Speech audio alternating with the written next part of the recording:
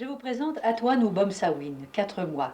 Atoine vit à Odanak, réserve indienne de la banlieue de Montréal, mais il n'est pas indien. Atoine porte le nom de famille de sa mère, Nicole Obomsawin. Nicole a décidé de ne pas épouser Patrick Côté, le père d'Atoine, pour ne pas perdre son statut d'indienne. Nicole, est-ce que cette décision a été difficile? La décision de ne pas vous marier pour ne pas perdre votre statut? Ça a été difficile, oui, parce que j'allais un peu en contre des vues de ma famille. Ma famille pensait que j'étais pour faire comme toute bonne jeune fille, épouser un bon mari, puis avoir... Les droits, c'était pas important plus que ça pour la famille. Mais pour moi, je trouvais que c'était quelque chose d'important, puis que je devais lutter pour garder ces droits-là. Je trouvais que c'était pas juste pour une femme qu'en épousant un blanc, soit automatiquement rayée de la liste, rayée de toute sa vie, en fin de compte, parce qu'elle vivait sur la réserve à ce moment-là, elle perdait tout. Puis c'était difficile parce qu'il fallait justement aller un peu contre la famille. C'était la première démarche à faire. Puis difficile avec le père aussi, avec le mari, parce qu'il fallait lui renseigner, le mettre au courant de toutes ces choses-là. Puis lui, il était complètement étranger à ça. C'était un blanc qui vivait dans une ville, puis il connaissait pas du tout les droits des Indiens. Même les Indiens, pour lui, c'était pas plus important que ça. Il était pas au courant de rien. Fait que sur ces deux plans-là, c'était assez difficile, mais on en est venu à un accord, puis on s'est pas mariés. Alors pour vous, c'est comme un exemple que vous voulez donner et également faire connaître la situation des femmes indiennes. Oui, c'est ça. Et maintenant, votre Atoine, tout à l'heure, je disais qu'il n'est pas indien. Il n'est pas indien, même si vous n'avez pas perdu votre statut d'indienne? Il n'est pas encore indien. Ben, de toute façon, il y a au moins un an avant qu'il soit accepté dans la réserve, vu qu'on n'est pas mariés, puis le père ne l'a pas reconnu non plus.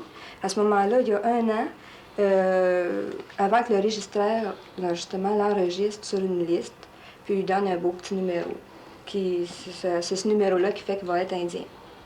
Sans ce numéro-là, t'as beau être de père indien, t'es pas indien. Faut que t'aies le numéro du gouvernement. Et ça prend, faut qu'il ait un an, Atoine. Dans 6 mois, il le saura. Non, oui, non, il n'est pas obligé d'avoir un an, seulement que d'ici un an, on sera fixé sur s'il est accepté ou pas.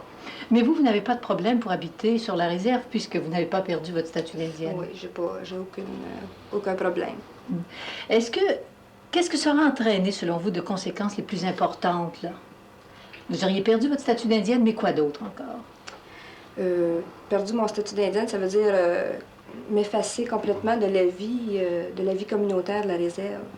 Pour moi, c'est important parce que j'ai toujours un peu aimé participer à la politique interne. Puis, je parle pas de politique, la politique appliquée, là, le gouvernement, puis tout ça, mais juste la vie seulement, la vie de la réserve. Puis ça, je serais retirée de ça. J'aurais aucun mot à dire sur ce qui se passe dans la réserve. Je serais pas impliquée, je serais en dehors de ça. Et pour moi, ça, c'est important. Je fais encore partie de la communauté. Je veux pas... C'est ça que je trouve. Mon rôle étant... J'ai un rôle à jouer dans la réserve. Puis il me semble qu'en perdant mes droits, ça, je perdrais ça aussi.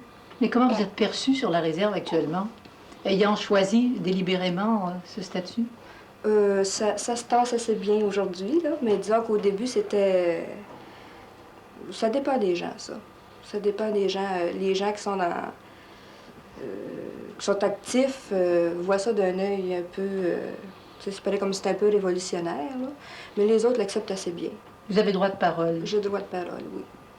Votre mère, Louise Obomsawin, est membre du conseil de bande. Est-ce qu'il y a plusieurs femmes qui en sont membres?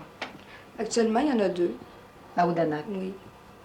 Ça, les femmes, je pense pas. C'est un vote. On vote pour les conseillers. Puis les femmes qui se présentent ont autant la chance de faire partie du conseil. Il n'y a pas de discrimination à ce niveau-là. Quelles sont les relations que vous avez avec les Blanches qui ont épousé des Indiens, donc qui sont devenues indiennes par mariage? Les relations sont assez bonnes. Disons que on est assez acceptés. C'est bizarre de dire ça, c'est nous autres qui est acceptés. C'est ça. C'est peut-être le côté qui fait que c'est différent, là. Les Indiennes sont acceptées par les Blanches qui vivent sur la réserve, qui ont épousé des Indiens. Est-ce qu'elles peuvent compter sur leur collaboration dans une lutte? Ça pourrait venir. Peut-être pas tout de suite, il faudrait les préparer parce qu'elles ne sont pas encore assez concernées, elles ne sont pas encore au courant de ce qui se passe. Il y en a qui veulent être renseignées là-dessus, mais elles ne sont pas encore assez au courant. Fait que c'est ce qui fait qu'elles hésitent encore dans le moment à participer activement, là. Mais vous me dites qu'en même temps, vous êtes très attachée à votre statut d'indienne et pourtant vous épousez un blanc. Oui, ben ça a aucun rapport, ça. Je veux dire, euh, l'amour, ça se guide pas. Je veux dire, quand t'aimes quelqu'un, c'est pas... je voudrais pas... j'aurais pas aimé être obligée d'épouser un Indien pour garder mon statut, même si j'aimais pas cet Vous n'avez Indien-là. pas l'impression que la culture va s'édulcorer un peu avec un père blanc pour votre fils Antoine? Non, parce que je pense que, je sais pas s'il va aimer ça que je dis ça, mais je suis en train d'assimiler le père. Alors, vous travaillez à tous les niveaux. Oui, oui. Marie-Louise White-Picard, vous êtes de la tribu Mohawk de Koknawaga. Et dans quelles conditions vous avez quitté la réserve? Et quand? Quand je me mariais, j'ai quitté la réserve parce qu'on était en train de bâtir une maison ailleurs. Puis ça, faut suivre ton mari. Oui. Et j'ai parti. On est resté à Côte-Sainte-Catherine. Puis quand j'ai décidé de partir de là puis tourner à la réserve, ben ils m'ont accepté. Ben il y a toujours des petits problèmes avec les enfants. Il y en a d'autres, ben, ils disent ben, ils n'ont pas d'affaires ici parce qu'ils ne sont pas indiens. Ben, c'est plutôt avec les jeunes, c'est que... Puis là, que je travaille à l'école, Mais vous, j'ai bien moins de problèmes. quand est-ce que vous avez su que vous aviez perdu votre statut? Est-ce que vous le saviez quand vous avez quitté la réserve? Non, je ne connaissais pas rien de ça. C'est pas des affaires qui sont parlées à la maison. Il n'est pas avec moi, il y en a bien que... Ils ont quitté la réserve, pas parce qu'ils ont été mis dehors, mais parce que quand ils sont mariés, ils ne connaissaient pas rien de ces lois-là, que si tu étais marié avec un blanc, que tu n'appartenais plus à la réserve, tu n'étais plus indien. Il y en avait beaucoup dans ce temps-là. Mais vous, on ne vous a pas demandé de signer un papier, ce qu'on appelle l'émancipation, là, c'est-à-dire que vous acceptez de ne plus être indienne, de perdre votre statut. Est-ce qu'on vous a demandé ça au moment où vous avez quitté la réserve pour épouser un blanc? Non, ils ne demandent pas ça. Tu es supposé savoir qu'en mariant un blanc, que vous perdez vos droits. Que, chez nous, ils ne parlaient jamais de ces affaires-là, puis je ne savais pas rien de ça. Qu'est-ce que vous en pensez quand vous avez su ça? Ben, je n'ai pas aimé ça parce que je suis venue au monde indien, puis j'ai l'intention de mourir de même. Puis ça soit être. Je me marie encore, ou si je reste pas mariée. Vous n'avez pas reçu non plus de l'argent parce que certaines non, j'ai pas reçu ont une espèce de ristourne là, de départ. Non, là, à l'heure qu'elle est, je ne suis pas indien, je ne suis pas français. Moi, je sais que je suis indienne, mais par le gouvernement, vous n'existez pas comme indien? Non, non, je ne suis pas français, puis je ne suis pas indienne. C'est une affaire que... C'est comme les UFO qui se promènent, là. Hein. On sait-tu si c'est vrai ou si c'est pas vrai. Je suis ici ou je suis pas ici. Oui.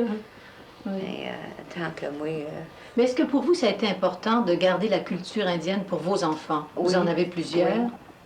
Oui, j'ai un garçon puis 5 filles, puis j'aimerais bien qu'ils soient enseignés plus que moi, puis qu'ils soient capables de parler leur langue. Puis là, dans le moment, on a des classes à l'école qui montent à parler en mohawk, puis le français, l'anglais, puis tout ça. Pour puis, eux, c'est important aussi? Oui, ils aiment bien ça, puis ils aiment ça sur la réserve, ils ne voudraient pas partir. Alors que là, dans le moment, on reste avec ma mère, puis ils ne nous demandent pas de partir, on n'a pas de problème sur ce côté-là. Bien, ça peut venir qu'on ait des problèmes. Je ne souhaite pas, mais... Vous n'avez pas le droit de parole, par exemple, puisque vous n'êtes plus considérée comme indienne. Oh, non, vous n'intervenez pas dans la vie. Oh non, je n'ai pas le droit à voter sur la réserve, je n'ai pas le droit à voter en dehors, puis... Dans le moment, on est tous des volontaires à l'école, mais ça, je suis acceptée parce qu'ils acceptent les professeurs, là, sont pas indiens. Pensez-vous qu'un jour, vous serez accepté à nouveau sur la réserve à part entière? Je souhaite bien. Je souhaite bien que ça vienne, que pas avec moi, il y en a bien d'autres, que ça vienne On est du monde encore, on est Indiens encore. Je voudrais rappeler, avant d'aller plus loin, que la population indienne compte au total 280 000 personnes, dont la moitié sont des femmes inscrites.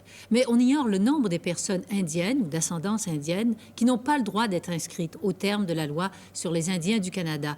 Par exemple, ces femmes qui ont perdu leur statut et leur qualité de membre d'une bande parce qu'elles ont épousé des non-indiens. Mais des femmes indiennes réagissent et nous en rencontrerons une ainsi qu'un représentant du ministère des Affaires indiennes. La loi sur les Indiens est en cours de revision au moyen d'un processus de consultation entre le gouvernement et la Fraternité des Indiens du Canada. Mais les femmes autochtones qui ont perdu leur statut se sont vues refuser le droit de parole dans ces négociations. Alors on a vu que Marie-Louise White-Picard a perdu son statut d'indienne en quittant la réserve et en épousant surtout un blanc, comme ça arrive à toutes les indiennes qui épousent des blancs. Et que Nicole Obomsawin, de son côté, elle, a réussi à contrer cette mesure en n'épousant pas le père de son enfant. Madame Evelyne Lamirande, est-ce que ce sont des cas comme ça, et peut-être le vôtre, effectivement, puisque vous avez épousé un blanc, qui vous ont incité à fonder cette association dont vous êtes présidente, l'Association des femmes autochtones? Oui, c'est pour défendre les femmes autochtones qui sont dans les mêmes situations que Marie-Louise et moi-même. Oui. Mais je crois que les jeunes sont mieux que nous autres. Nous autres, on ne le savait pas dans ce temps-là. On a fait la bêtise de marier un blanc. C'est à On faire est ou unis. vous auriez fait comme Nicole? Peut-être, oui. Peut-être, oui. Puis Mhm. beaucoup de femmes, je crois, qui l'auraient fait aussi. Ça a eu moins de problèmes que les problèmes qu'on a dans le moment. Parce que là, on essaye... on trouve que c'est une injustice qui nous a été faite. Parce que je crois pas que... On est indienne en naissance et puis on doit rester indienne tout le temps de notre vie. Ça s'enlève pas quand même qu'on marie un blanc ou qu'on marie un autre de notre nation, une personne de notre nation. Mais quels sont les autres griefs que vous avez comme association? Là, la perte du statut de la femme indienne, c'est évident, c'est une discrimination, on est tous d'accord, je pense. En tout cas, les femmes, c'est sûr. Peut-être pas les chefs de bande, mais ça, c'est une autre histoire. Mais quelles sont les autres réclamations, les autres pertes que vous devez assumer en épousant un blanc, donc en perdant votre statut d'indienne? Mais l'autre perte qu'on perd, qu'on n'a pas, nous autres, c'est, admettons que nos parents meurent, on n'a pas le droit d'aller aux propriétés. On n'a pas le droit au terrain. Comme une autre personne dans une autre nation a le droit de propriété, le droit de... Quand ils ont un... Droit d'héritage. D'héritage, bon, c'est le mot. Le droit d'héritage, on ne l'a pas, nous autres, c'est tout fini, ça, pour nous autres, on n'a pas le droit. Seulement qu'à l'argent, si les parents ont de l'argent. Puis comme les Indiens n'ont pas beaucoup d'argent, les filles sont ignorées. Et puis après ça, on a le droit de parole, le droit de vote de notre réserve, qu'on est toujours attaché à notre réserve. Quand même qu'on reste en dehors, c'est chez nous. Ils ne peuvent pas nous enlever ça. C'est une chose qui nous fait de la peine de dire de nous faire dire qu'on n'est plus indienne, qu'on n'appartient plus à cette réserve-là. Ça nous fait extrêmement de la peine, ça. Parce qu'on est attaché à ce coin-là de réserve. Puis pas seulement nous autres, nos enfants, la même chose.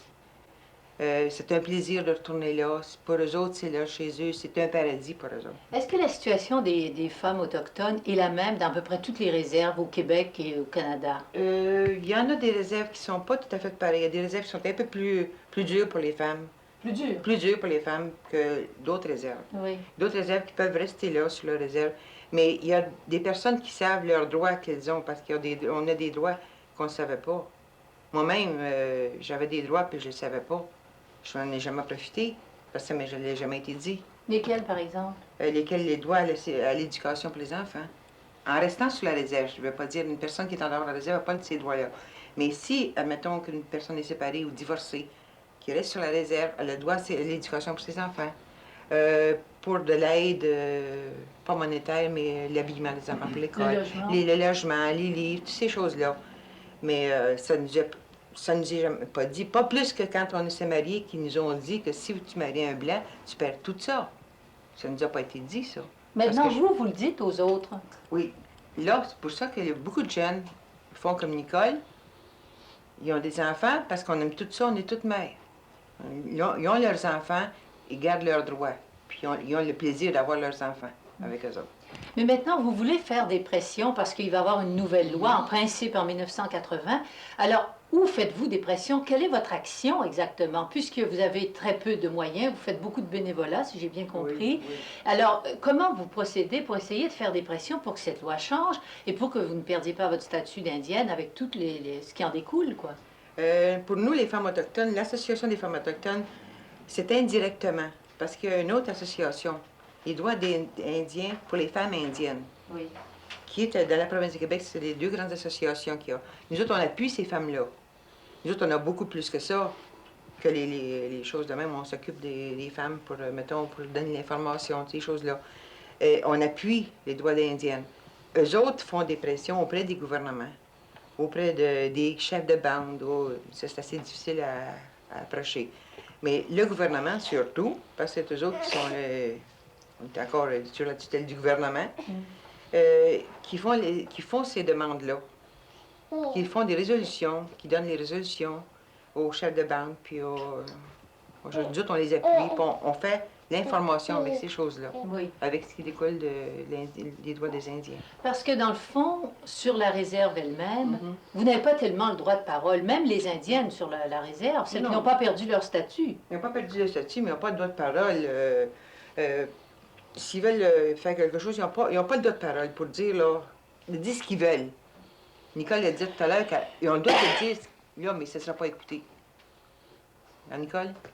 C'est pas tellement écouté ce qu'ils disent, c'est plus ou moins. C'est plus ou moins important. C'est plus ou moins important pour la femme. Et, Sur et la réserve. fraternité, la FIC, la Fraternité des Indiens du Canada, là, vous n'avez aucune prise là-dessus non plus? Du tout. On a fait une demande pour avoir une personne, que ce soit statuée, non statuée sur la loi, de la révision de l'acte de la loi. Ils ne veulent pas accepter ça du tout. C'est la Fédération des Indiens. Ils ne veulent pas accepter qu'une femme, elle, défende ses droits. Alors, vous battez depuis 4 ans pour peu de résultats à la fin du compte. On espère avoir des résultats. Peut-être à venir jusqu'à présent, on n'a pas des résultats concrets, mais je crois qu'avec l'aide de toutes les personnes, l'association grandit tout le temps. Les gens, les femmes se rouvrent plus à leurs droits, à leurs choses qu'ils ont besoin. Je pense que on va finir peut-être par avoir quelque chose. Oui. Alors là, on a un représentant avec nous, M. Claude Philippe, qui est du ministère des Affaires indiennes. Il est à Benaki, je le souligne, mais il est là en tant que fonctionnaire, à vrai dire, aujourd'hui. Alors, on a l'impression, en tout cas, que les plaintes des femmes ne sont pas entendues et que c'est peut-être une des raisons pour lesquelles ça n'avance pas vite. Parce que ça a été les échos partout. Ça n'avance pas vite, ça n'évolue pas vite, la préparation de cette fameuse loi sur les Indiennes pour 1980. Peut-être dans le passé, ça n'a effectivement pas avancé tellement vite, mais je pense que dans un avenir très rapproché, vous parliez tout à l'heure de 1980, mais avant ça, il va y avoir un document qui va être déposé au Parlement cet automne, justement pour reviser la loi sur les Indiens. Et ce document-là est beaucoup plus un brouillon pour discussion. Et on devrait, à partir de là, consulter les Indiens, leur demander ce qu'ils pensent en matière, par exemple, d'effectifs des banques. Évidemment, le problème, c'est la pression. On fait une pression sur le gouvernement. Et je pense que c'est le moment maintenant pour les femmes autochtones de justement faire des propositions très positives dans ce sens-là. Mais la question qu'on doit se poser, c'est que lorsque ces propositions sont sur la table pour la revision de la loi sur les Indiens, le problème étant au niveau de la bande également, au niveau de la communauté, est-ce que, on peut se poser la question tous ensemble, est-ce que lorsque les Indiens vont dire non, nous on n'accepte pas de reconnaître les femmes sans statut actuel ou les femmes qui ont épousé des Blancs, est-ce que le gouvernement, dans son mécanisme de consultation, vous imaginez un peu dans quel dilemme il va se trouver? Alors je pense que ça déborde le gouvernement. C'est une loi qu'il faut reviser. Écoutez, ça fait 25 ans que cette loi-là existe. C'est pas seulement au niveau de l'effectif qu'il y a des problèmes, il y a d'autres problèmes à l'intérieur de cette loi-là. Mais maintenant, au niveau des propositions qui vont être faites, est-ce que ça va être des propositions qui vont être retenues par les communautés autochtones? Et en plus, qui est assis autour de la table lorsqu'on dépose des propositions sur la table? Les femmes indiennes ne sont pas là. Non, on n'a pas été accepté. Est-ce qu'on va pouvoir l'être accepté un jour, soit qu'une femme statuée ou une femme non statuée, mais qu'il y ait des femmes là aussi à la révision de la loi, pas seulement sur le côté gouvernemental, sur le côté public, population. Écoutez, le ministre des Affaires indiennes récemment, Fredericton, a déclaré, il voudrait citer, La question de l'effectif des bandes doit être résolue de manière à reconnaître le droit humain fondamental qu'ont les hommes et les femmes à un traitement égal en vertu de la loi. Bon, écoutez, ça, c'est le plus beau principe du monde. Là, c'est ce que toutes les femmes, tous les hommes du monde essaient d'en arriver à une solution à partir de ce principe-là. Mais je continue à maintenir que même si les femmes autochtones se retrouvent autour d'une table, font les plus belles propositions du monde, si au niveau de la communauté, ça ne fonctionne pas, c'est une lutte sans fin. Nicole mentionnait tout à l'heure qu'au niveau de la communauté, elle, qui est une femme avec un statut, elle a le droit de parole, mais on ne l'écoute pas. Pourtant, elle a un statut. Alors, elle est prise exactement dans le même problème que la femme blanche, la femme américaine, etc. Alors, comme vous voyez, le problème est beaucoup plus large qu'une pression vis-à-vis du gouvernement. Je pense que le gouvernement, actuellement, en toute honnêteté, là, je ne devrais pas dire ça parce que je suis fonctionnaire, mais en toute honnêteté, va écouter toutes les propositions à partir du document qui sera déposé cet automne pour une revision de la loi sur les Indiens. Mais après ça, qu'est-ce qui va se passer au niveau de la communauté indienne? Je pense que c'est là qu'à ce moment-là, le rôle de l'Association des femmes autochtones va être très important. Oui, mais là, vous parlez de ça, la communauté indienne. Mais comment faire pour les atteindre? Ils ne veulent pas nous parler. Ils ne veulent pas nous recevoir. C'est ce qu'on voudrait, nous autres. On voudrait expliquer nos idées, ce qu'on veut, ce qu'on a dans notre association. Ils ne veulent pas nous recevoir. Alors, Comment que faire? le gouvernement soit le lien entre les groupes et les femmes. Oui, il faudrait ça, mais ils essayent. Je sais que le gouvernement essaye à faire ça. Mais c'est les Indiens, là, dans le moment, qui ne veulent pas. Comment faire pour être capable qu'ils nous entendent, eux autres? Monsieur Claude Philippe, lorsque vous dites qu'il faudrait songer à un développement social, économique, plutôt qu'un développement uniquement monétaire, là, à quoi vous faites allusion? Et est-ce que vous représentez le ministère quand vous dites ça? Je pense que oui. Je représente à la fois le ministère et un peu ce que je pense de la situation. C'est-à-dire que dans une communauté indienne ou dans l'ensemble de la nation indienne, il devient de plus en plus essentiel que l'action soit faite à ce niveau-là. Que ce soit d'abord les leaders, la communauté, tout ensemble qui participent au développement. Je pense que le gouvernement actuellement est prêt à suivre dans cette voie-là. Pour les femmes autochtones, c'est la même chose. Il faut une conscientisation au niveau local d'abord, ensuite dans l'ensemble des communautés, donc dans la nation, une action qui doit se faire à ce niveau-là.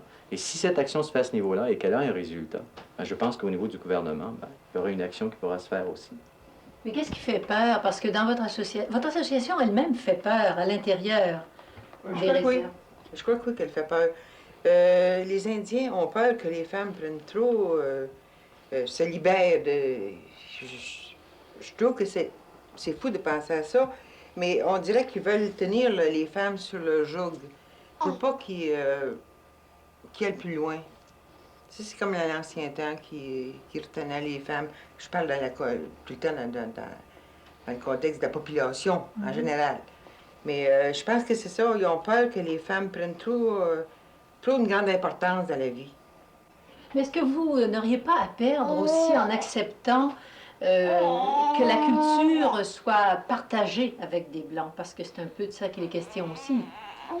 Si, par exemple, les Indiennes épousent des Blancs ou inversement, est-ce que la culture indienne va devenir insensible presque? Je veux dire, ça va être l'affaire de quelques personnes. Non, je ne crois pas. Parce que nous autres, la culture, on l'apporte à nos enfants. Des fois, on l'apporte au mari, en plus. C'est comme l'Indien qui marie une Blanche. Pas beaucoup de Blanches prennent la culture indienne qui transmettent aux enfants. Mais un peu moins que nous autres, parce que nous autres, on a plus ça. C'est nous autres, c'est pas la même chose. La Blanche, c'est qu'elle l'apprend. Facilement qu'elle l'apprend, mais nous autres, on l'a en nous autres, notre culture. Surtout le folklore, les arts, l'artisanat, toutes ces choses-là qu'on peut... Nos enfants l'ont en même temps. Je pense que c'est encore beaucoup plus sur le côté de la femme qui tient beaucoup plus que sur le côté de l'Indien qui marie une Blanche. Oui. Avez-vous l'impression que, quand même, à l'extérieur de la communauté ou de la réserve, l'opinion publique blanche, disons-la comme ça, sait vos problèmes? Oui, ça fait un problème. Parce qu'on n'est pas accepté dans la nation blanche qu'on appelle, comme les Indiens nous disent que vous êtes blanche. On n'est pas accepté, on est accepté comme étant une Indienne. Mais on n'est pas une Indienne pareil. Pour les Indiens, on n'est pas Indienne. Mais on n'est plus blanc, on n'est pas blanche pour les Blancs, on n'est pas Indienne pour les Indiens. Qu'est-ce qu'on est? On n'est rien. Qu'est-ce que vous attendez du ministère, là, aujourd'hui? Aujourd'hui, on demande du ministère que toute la loi de l'acte indien soit toute révisée au complet. Parce qu'il n'y a pas seulement que le petit paragraphe pour les femmes. Parce que nous autres, on ne vise pas seulement pour nous autres notre identité, on veut pour nos enfants aussi. Puis pour les enfants de nos frères, parce qu'il y a un paragraphe dans la loi qui est discriminatoire pour les enfants de nos frères en même temps. Ça se peut que dans une famille, qu'il y en ait 2 qui soient indiens, puis les 3 ou 4 autres soient plus indiens, d'après la loi.